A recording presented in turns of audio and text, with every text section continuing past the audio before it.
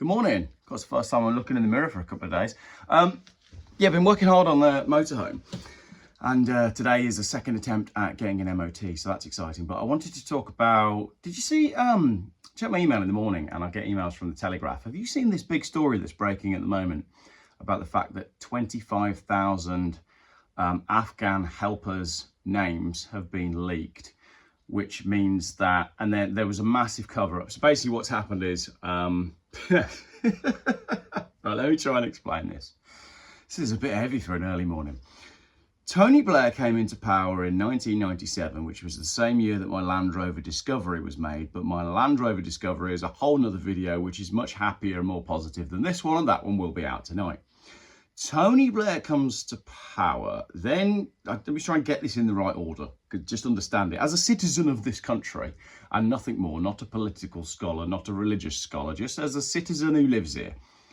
Tony Blair comes to power. Then I think we have, did weapons of mass destruction, but that was after 9/11. Then we had 9/11, where some planes allegedly flew into two towers, despite the fact that the pilot said it wasn't possible to do it, and the engineers said that buildings don't collapse like that, and a building collapsed completely like a pancake that wasn't actually hit by any planes.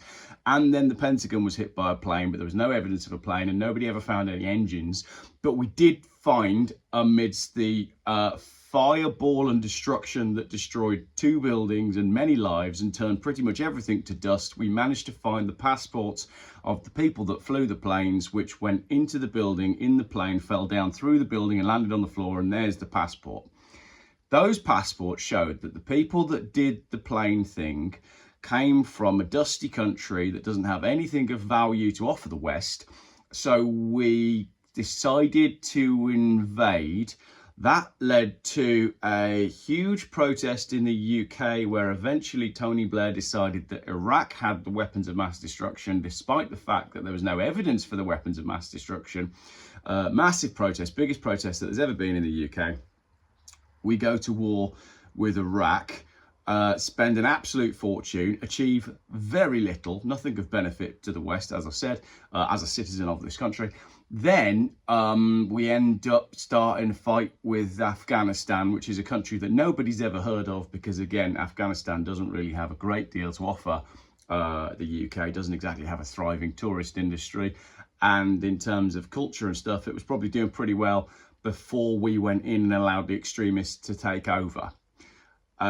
Lots of people died, an absolute veritable shit ton of money was spent, and I think 3 countries were destroyed in the process as a direct result, because you ended up with Iraq, Afghanistan, and then the whole Syria thing happened.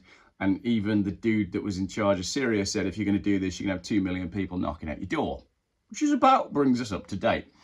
Anyway, that was not historically correct. That was just my understanding of what's gone on, bearing in mind I was 11 when Tony Blair came to power. Cool, glad we've got some background. Now, when we were in Afghanistan doing whatever it was that we were doing in Afghanistan, which I think at the time was getting rid of the Taliban, because Afghanistan had become really like totalitarian and stuff. And now it's weird because all the Arab countries seem to have gone like even worse. So we clearly didn't achieve anything other than spending a lot of money, which probably made quite a lot of people rich. And many people died. Welcome to 2025. So we went into Afghanistan to help the goodies. I'm not sure. I'm really not sure. But basically what happened is 25,000 Afghans on the ground in Afghanistan helped the British people do whatever it was that the British people, not me, I wasn't there, helped the British government via their army achieve whatever it was that the British government wanted to achieve, which was against the will of the people that didn't want to go to war in the first place in both countries, unanimous. Correct me if I'm wrong. Then 25,000 Afghan, I've said this before, it's getting confusing. 25,000 Afghan people helped Britain do whatever it was that Britain was doing. And all of those people were on a spreadsheet, and the spreadsheet was accidentally leaked to the bad guys. The bad guys being the Taliban. The Taliban have known about this for some time, but the UK government and the armed forces have been working very hard to cover up the fact that they accidentally told the Taliban who the goodies were that were working on the side of the goodies. Now the baddies are trying to hunt them down. I'm not really sure on who's good and who's bad or whatnot. That's a very simplistic way of looking at things, but stay with me.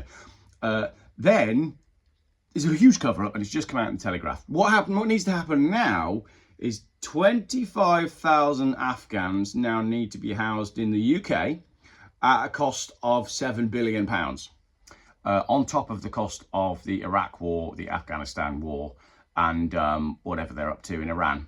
So where are you going with this, Geoff? I think the UK is completely finished. Financially, culturally, that's it. We're done for. It is no more now. We know that we have a major problem with thousands and thousands of young fighting age men popping across the channel, having travelled through 5 safe countries to reach the UK, who then don't agree with some of our basic views on things like, an age of consent, for example, and forcing yourself upon and subjugating women, for example, because they come from cultures that don't have those things. And we are inviting them and then paying for them, which means there's less money for stuff that we need, like farmers growing food. So we take money from farmers via the family farm tax, and we give it to 25,000 Afghans who shouldn't have been messed with in the first place, and now it's going to cost us £7 billion, and that's going to be paid for by, I don't know, probably low emissions charges. So what does that mean? If you take, let's talk about a hypothetical, shall we? Hypothetically speaking, there was a little island in the middle of the sea, and the little island in the middle of the sea was kind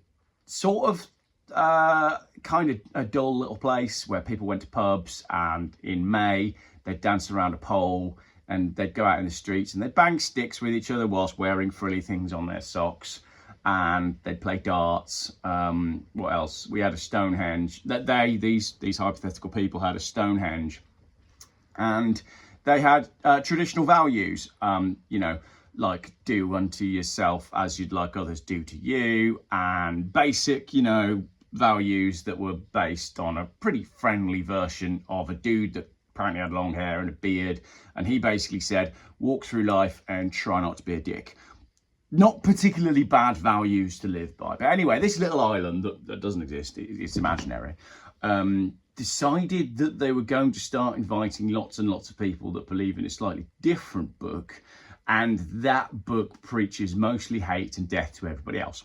Whilst at the same time, the little island was systematically undermining the beliefs that it had in the dude with the beard, whilst stopping teaching it in schools and stopping encouraging people to go and attend the beautiful buildings that were allegedly built over 100 years. But that's a whole different story, because there was probably a society that existed before that had different sort of technology and was able to build buildings that we now can't build. Tartaria, don't know. See what I mean?